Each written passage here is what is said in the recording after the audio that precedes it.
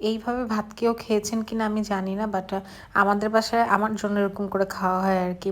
তো এটা হচ্ছে, আর এটা দেখে কি বোঝা যাচ্ছে এটা জিনিসটা কি আসলে। তো পুরো ভিডিওটা দেখলে খুব সুন্দর মতো ক্লিয়ার হয়ে যাবেন। আসসালামু আলাইকুম, সবাইকে নতুন একটি ভিডিওতে ওয়েলকাম করছি। আমার ভিডিও যারা মোটামুটি রেগুলার দেখেন তারা সবাই খুব ভালো করেই জানেন যে আমি মাছ অতটা পছন্দ করি না, মানে খাওয়া লাগে দেখে খাই, কিন্তু খুব যে পছন্দ সেরকম না।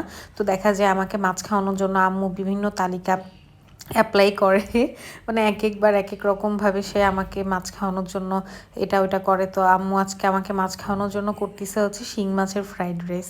মানে জিনিসটা হাস্যকর বা অদ্ভুত শোনালেও এটা সত্যি যে শিং মাছের ফ্রাইড রাইস করতেছে আম্মু। তো এর জন্য প্রথমে হচ্ছে যে দেখলেই তো পেঁয়াজ ভেজে নিল, মানে সব মশলাপাতি দিয়ে সুন্দর মতো ভেজে নিয়ে মশলাটাকে কষায় নিচ্ছে। সব মশলাপাতি বলতে আদা বাটা, রসুন বাটা, ধনে জিরা গুঁড়া সব কিছু দিয়ে টমেটো দিয়ে সুন্দর মতো মশলাটাকে কষায় নিছে। এরপর এর মধ্যে শিং মাছগুলো দিয়ে দিছে।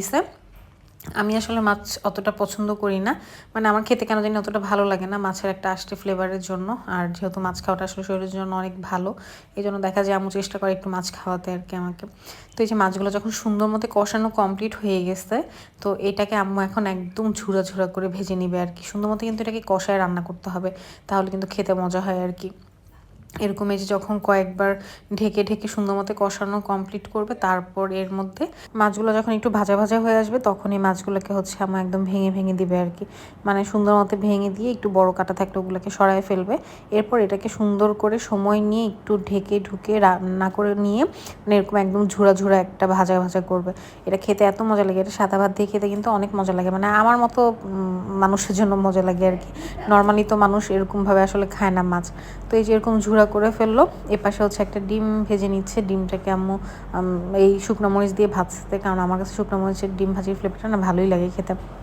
এটাকে জাস্ট একটু হচ্ছে ভেঙে নিচ্ছে, মানে এখন নর্মাল ভাত ভাজা যেরকম করি আসলে ওরকম আর কি।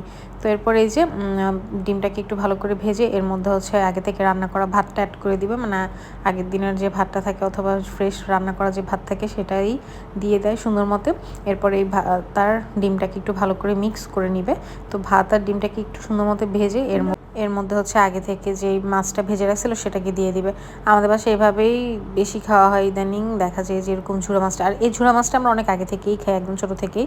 যেহেতু আমরা মাছ ওরকমভাবে পছন্দ করি না, এই জন্য আম্মু সবসময় যে কোনো মাছের ঝুরা করে দিত, তাহলে খেতে মজা লাগে আর কি।